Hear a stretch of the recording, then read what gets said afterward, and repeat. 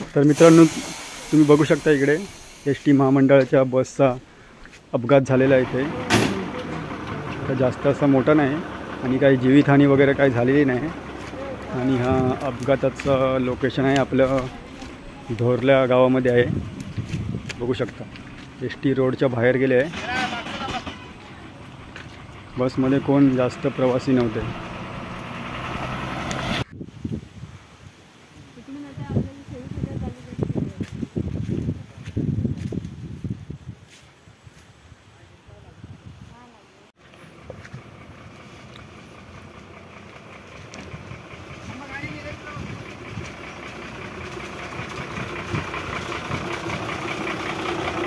अजिबात नको.